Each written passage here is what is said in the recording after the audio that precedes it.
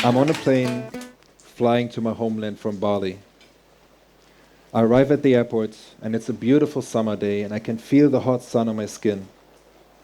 I go straight to my mom, I give her a deep hug, and I whisper into her ear, "I'm here now, Mom. We got this." But I knew I had something to do. So I go inside, and I follow the nurse silently. We go down into the basement, and all of a sudden it's really cold, and I'm having this shiver going up my spine.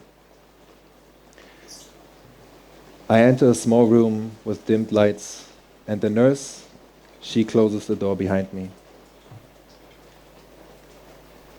I see my dad peacefully lying there, and I'm breaking down, I'm sobbing, I'm crying, I don't really know what to do. And then I give him a hug, but he's ice cold. That's when it hit me. He's dead.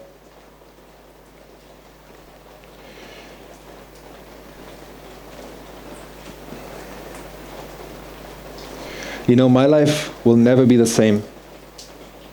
But luckily, my dad had been preparing me for this my entire life. I want to tell you a little story.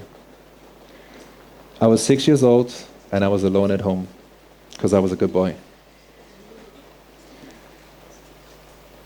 It was just after my dad's birthday, and there was lots of wrapping paper around everywhere. I grabbed his favorite lighter, but I wanted to be smart. So I grab a glass of water and place it right next to me. I take the wrapping paper, strike the lighter, and begin my ultimate experiment. Well, as you can imagine, it didn't turn out too well. And the glass of water didn't help one bit. Things get out of control immediately. There are flames everywhere. I'm running outside. I'm screaming to the neighbors, "The house is on fire! The house is on fire!" Next thing you know, fire trucks, police, ambulance, blue lights everywhere. And our home, gone. My dad comes home first after work to this madness, and I'm getting interviewed by the police. I'm like, I didn't do anything wrong. It wasn't me. I have nothing to do with this. I'm scared. So my dad kneels down, and he's like, "Sasha, I am so, so sorry. It is my fault. I should have introduced you to fire. I should have made you aware of the danger of it." In that moment, everything shifted. I was no longer scared. I felt safe. Now, looking back at this moment, I realized that he took full responsibility for my actions. There was no blame and there was no shame. And then a couple years ago, I asked him, and I still vividly remember, like, "Dad, how did you raise me the way you raised me?" Like, "What do you mean?" "Well, I mean, like, did you read a bunch of books, or, like, did you ask your friends? Like, what did you actually do?"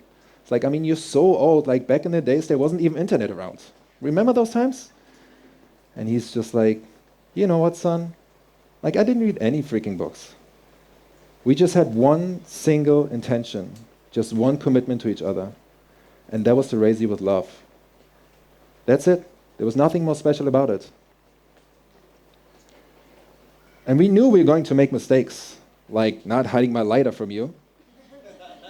But we also knew if you raise you with love, everything is going to be fine. And when he said that, I understood why I had a life like a fairy tale. His intentionality to guide and parent me through love was real. And then, just like that, things can change in a split second. My dad had a stroke.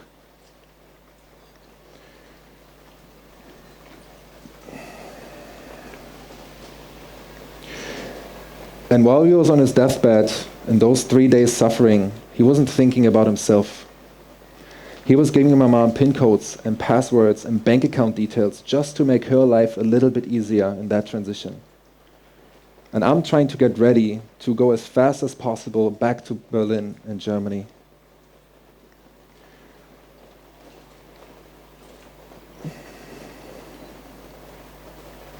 And then Dave comes. Actually, no. I forgot a part. While I'm getting ready to fly out, my mom calls me. And she's like, Sasha, I don't know what's going on. Dad just called me, like he wants me to come back to the hospital. In that moment, I knew that he already knows he's going to die. So I sent him a voice message. I'm like, Dad, I'm on my way home. I'm almost there. I'm going to take care of Mom. I promise you. I love you over everything, and I'm so grateful for everything you've done for me. And Dad, I already know. And it's okay. If it's time for you to go, please, don't wait for me. Like, I don't want you to suffer. I hang up the phone, I break down in tears, I'm crying. And then Dave comes, and he holds me tight. Like, he was basically there during my weakest moments. And Dave, I'm forever grateful for everything that you've done for me and how you've been there for me, really. And then Dave tells me about this meditation. Of course, he's a meditation master. And basically, he says, do this, and I do exactly what he says. I'm sitting in meditation, I'm closing my eyes, and he wants me to visualize a staircase. I'm slowly walking up those stairs, and on the left and on the right, I see images and pictures. They're memories and moments of me and my dad. I look to the right, I see us on the slopes during winter holidays, and he was so slow, it drove me fucking crazy. And then I go a few more steps up, we're playing pool. We were playing a lot of pool together.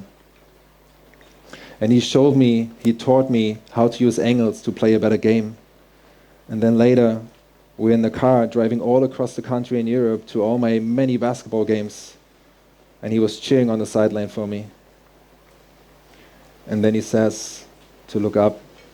So look up to the top of the staircase, and I see a figure surrounded by golden white light. I know it's him.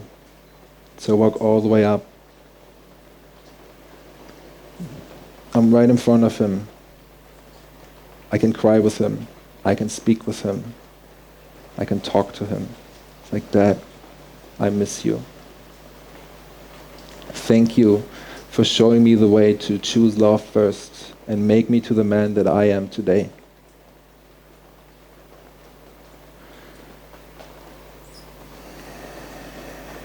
And then whenever I've expressed everything, I slowly turn around and I walk back down those stairs, all the way to the bottom, to come out of my meditation. Now this meditation, we call it Stairway to Heaven, and it changed my life. It allows me to go deep into my emotions and my feelings and my pain and address it instead of avoiding it. And the most beautiful thing about it, I have a chance to go back up there and be with him whenever I want. Now I have one guiding question that I'm carrying with me every single day. What would my dad want for me? I know he wouldn't want me to bathe myself in self-pity and cry all day and stop enjoying life. I feel like that would be the opposite of honoring him for everything that he's done for me. He would want me to make an impact. He would want me to shine my light. He would want me to be that powerful man that he taught me to be by shaping me with his love. So I'm very proud because we're launching this massive meditation initiative for global impact with Yogi Lab and to show people a way out of suffering. It's the technique of the Buddha, Vipassana meditation. And despite the fact that I lost the most important man in my life, we're going to continue to push forward with this to inspire millions of people. And to shape the planet and this world with one beautiful intention. Because what my dad has shown me is that we can change someone else's life when we choose love. When we raise ourselves with love, and when we take care of others and treat them with love. And for that, I will be forever grateful. Thank you, Dad.